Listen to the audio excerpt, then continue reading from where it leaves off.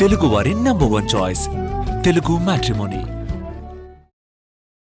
ఈ అభి చేసే పనులతో నా తల పగిలిపోతుంది. కాఫీ తీసుకోండి. నేను అడగలేదే. తలనొప్పితో ఇబ్బంది పడుతున్నారు కదా, కాఫీ తాగితే తగ్గిపోతుంది. నాకు తలనొప్పి వస్తుందని నేను చెప్పలేదే.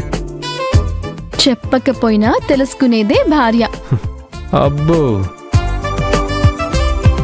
మీ గురించి మీ అమ్మగారి కన్నా నాకే బాగా తెలుసు. నన్ను ఇలా ఇరిటేట్ చేయడం కూడా అందరికన్నా నీకే బాగా తెలుసు.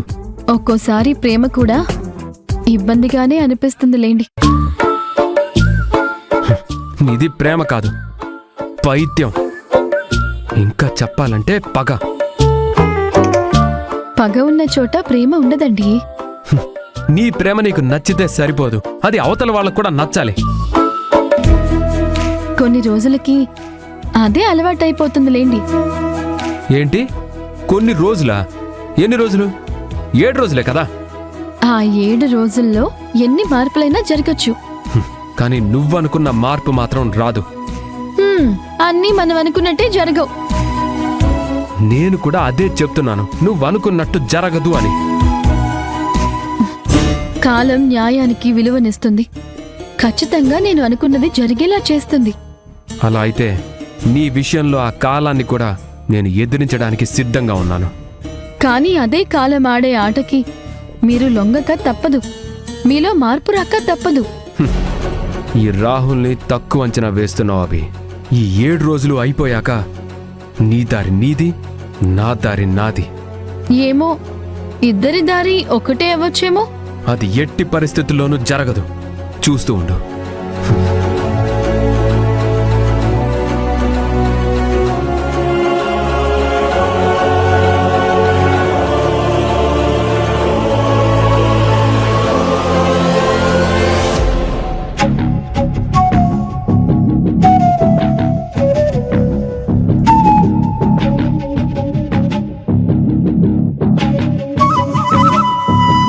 ఐరేంద్రి, ఏంటి అంత దీర్ఘంగా ఆలోచిస్తున్నావు? మనం వెళ్లే దారిలో మొలిచిన ఒక పిచ్చి మొక్కని ఎలా తొక్కి పారేయాలా అని ఆలోచిస్తున్నాను. పిచ్చి మొక్క? ఏం పిచ్చి మొక్క? ఇంతకీ ఎక్కడ మొలిచింది? లలిత, ఐరేంద్రి చెప్పింది నిజంగా మొక్కల గురించి కాదు, మన ముక్కులకి తాడేయడానికి వచ్చిన ఆ అభి గురించి. ఓహో, అభి గురించా? మీరిద్దరూ అభిని ఒక పిచ్చి మొక్క అనుకుంటున్నారు, కానీ నాకు శాశ్వతంగా ఇక్కడే పాతుకుపోవడానికి సిద్ధంగా ఉన్న మహావృక్షంలా కనిపిస్తుంది. ఆ వృక్షాన్ని మనం నరికి పారేయాలి. నరికి పాడేయడం అంటే ఏం చేయాలి? ముందు ఆ అభికి ఇక్కడ తను బతకలేదని భయం కలిగించాలి. అలా చెయ్యాలంటే ఏం చెయ్యాలి? అది ఏ పని చేసినా దానికి ఏదో ఒక అడ్డుపుల్ల వెయ్యాలి, ఏదో ఒక అడ్డుగోడ కట్టాలి.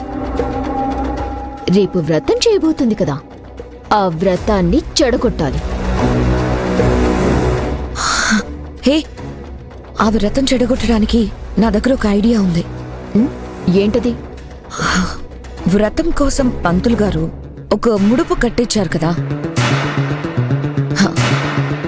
ఆ ముడుపు చాలా ముఖ్యమని చెప్పారు కదా, దాన్ని దొంగతనం చేసేస్తే ఆ వ్రతం సగం చెడగొట్టేసినట్టే. కేతన చెప్పిన ఐడియా ఏదో బాగుంది ఐరేంద్రి. నిజమే వదినా. కేతనా, ఈ రోజు రాత్రికే ఆ ముడుపుని దొంగిలించటానికి శ్రీకారం చుడదాం, సరేనా? Done done.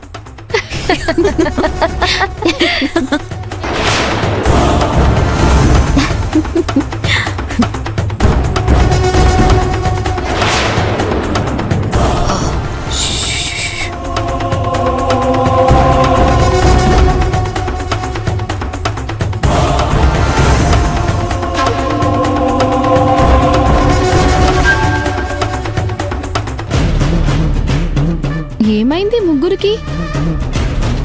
జలజల పారే జలపాతానికి ఆనకట్ట కట్టినట్టు నేను రాగానే సైలెంట్ అయిపోయారేంటి?